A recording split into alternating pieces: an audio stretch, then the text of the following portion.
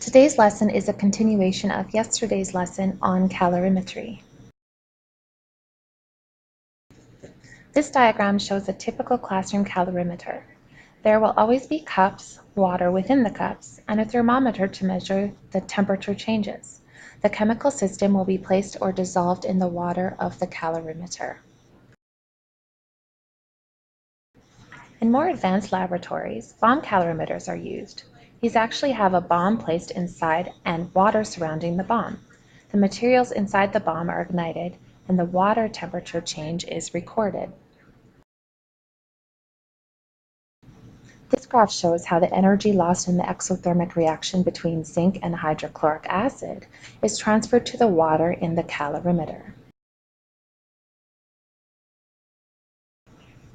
The reason why we do calorimetry is to determine the change in molar enthalpy of the reaction. Change of molar enthalpy is written with a delta H. In a calorimeter, the change in molar enthalpy is equal to the energy taken in or released from the water.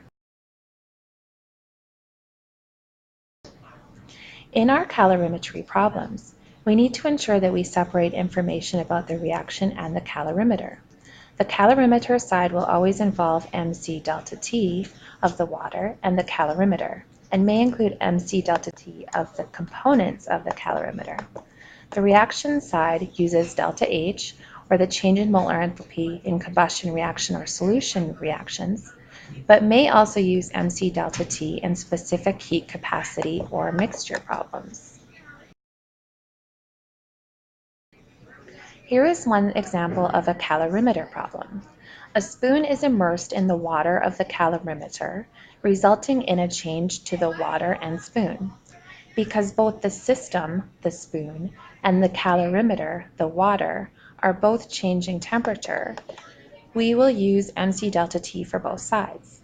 Notice how one side has the mass, specific heat capacity, and temperature change for the water, and the other side has the same information for the spoon, which is made of copper. The equation allows you to solve for the change of temperature, so in the final step you need to use the temperature change and the final temperature to determine the original temperature of the spoon.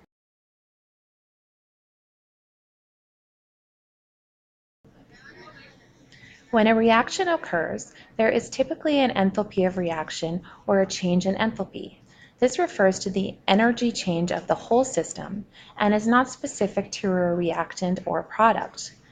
The symbol has a small r written in between the delta and H and is measured in kilojoules.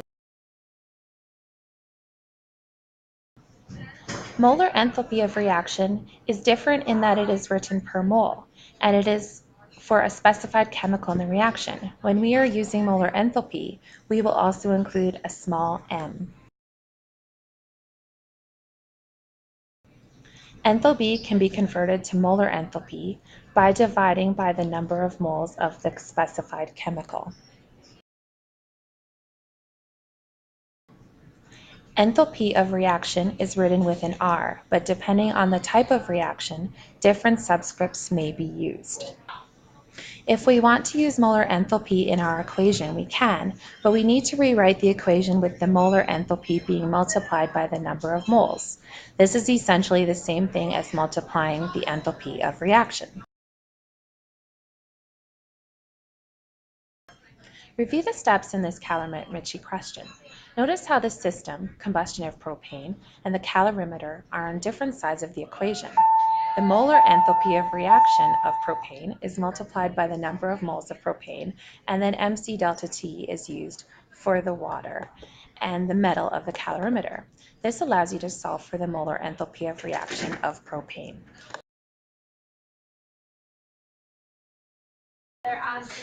In this example, hydrochloric acid solution is mixed with a sodium hydroxide solution in a polystyrene cup calorimeter, and the initial temperature is taken as well as the final temperature. You are asked to determine the molar enthalpy.